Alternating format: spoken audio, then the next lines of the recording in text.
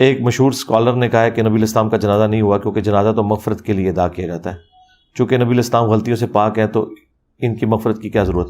جی تو نبی علیہ السلام کو ہماری دعاؤں کی ضرورت ہے؟ پہلے تو یہ بتائیں، یہ پھکا لیں مجھ سے، پھکی بھی نہیں، پھکا اینٹی وینم الزامی جواب، کیا نبی علیہ السلام کو ہماری دعاؤں کی ضرورت ہے؟ تو آپ کیوں دعا مانگتے ہیں اللہم صلی علی محمد وعلی آل محمد، اے اللہ محمد اور آل محمد پر رحمت بھیج؟ کیوں مانگتے ہیں؟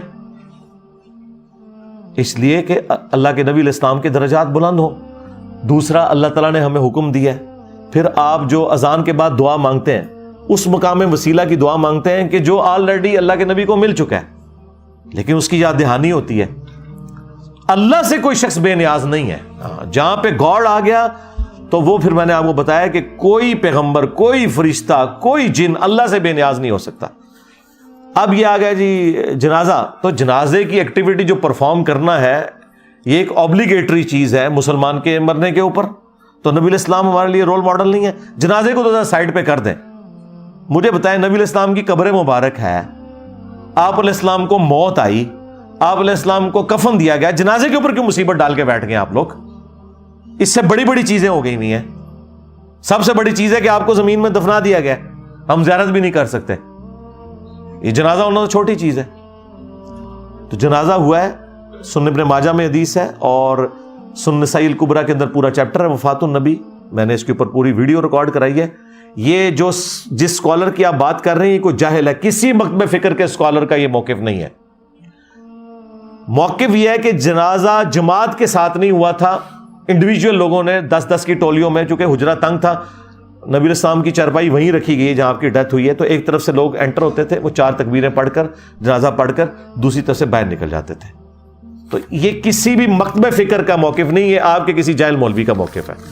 یہ دنیا میں یہ موقف ایگزسٹ ہی نہیں کرتا کہ نبی علیہ السلام کا جنازہ نہیں ہوا۔ ہاں یہ تھا کہ نبی علیہ السلام کا جنازہ ویسے نہیں ہوا جس طرح عام بندے کے کیس میں ہوتا ہے کہ امام آگے کھڑا ہے اور پیچھے مقتدی ہیں، انڈیویجول لوگوں نے جنازہ پڑھا ہے اور اس میں وہ سارا کچھ ہوا ہے۔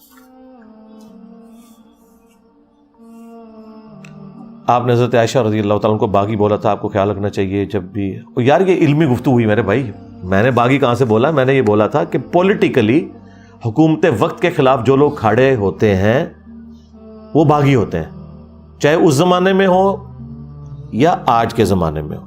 اس پوائنٹ آف ویو سے بات ہوئی تھی۔ تو یہ کسی کی توہین کرنا مقصد نہیں ہوتا، اس وقت علمی ڈسکشن ہو رہی ہوتی ہے۔ اگر یہ آپ علمی ڈسکشن نہیں کریں گے تو پھر آپ کے پاس کیا جواب ہے کہ جنگ جمل کے اندر 10,000 سے زیادہ مسلمان شہید ہوئے ہیں، تو ان مظلومین کا خون ہم کس کے ہاتھوں پہ تلاش کریں؟ تو ظاہر کوئی ریزن ہوئی ہے نا۔ تو اس کے اوپر میری پوری ویڈیو ریکارڈ ہے۔ یہ پولیٹیکل ٹرم میں باغی کی ٹرم ہے، دین سے باغی نہیں، نعوذ باللہ۔ پولیٹیکل ٹرم میں کہ خلیفہ وقت کے خلاف کھڑا ہونے والا باغی ہوتا ہے۔ اگر حضرت ابوبکر کے خلاف منکرین زکوٰۃ کھڑے ہوئے ہیں تو وہ باغی ہیں۔ اس طریقے سے حضرت عثمان کے خلاف جو لوگ کھڑے ہوئے وہ باغی ہیں حکومت وقت کے۔ تو حضرت علی کے خلاف بھی جو لوگ کھڑے ہوئے ہیں خلیفہ وقت کے خلاف، وہ اس زمانے کی ٹی ٹی پی تھی۔ تو باغی اس ٹرم میں کہ انہوں نے پولیٹیکلی اختلاف کیا ہے۔ جو مسلم میں حدیث ہے کہ جب ایک خلیفہ کی بیعت ہو، جو اس کے خلاف کھڑا ہو کر ریٹ آف دی گورنمنٹ کو چیلنج کرے اسے قتل کر دو۔ اور سورۃ الحجرات میں ہے کہ جب کوئی مسلمانوں کا گروہ باغی ہو جائے اس سے قتال کرو یہاں تک کہ وہ توبہ پر آمادہ ہو۔ یہ تو قرآن میں لکھا ہوا ہے بھائی، باغی کا لفظ قرآن میں لکھا ہوا ہے۔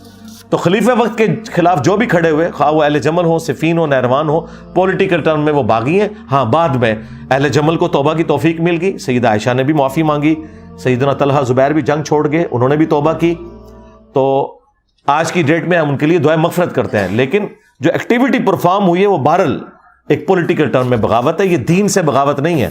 ہاں وہ پنجابی میں فتنہ اور ہے، عربی میں لفظ فتنہ اور ہے۔ پنجابی میں وسیلے کا مطلب اور ہے، عربی میں وسیلے کا مطلب اور ہے۔ تو یہ بیسیکلی پولیٹیکل سسٹم میں ٹرمز بولی جاتی ہیں۔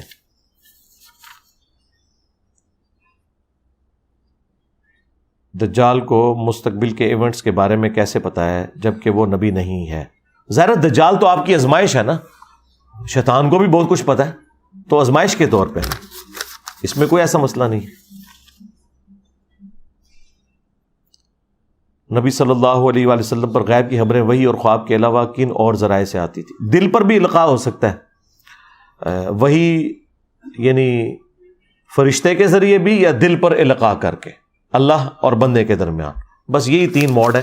سورہ الشورى کے آخری رکوع کے اندر تینوں موڈ ذکر ہوئے ہیں.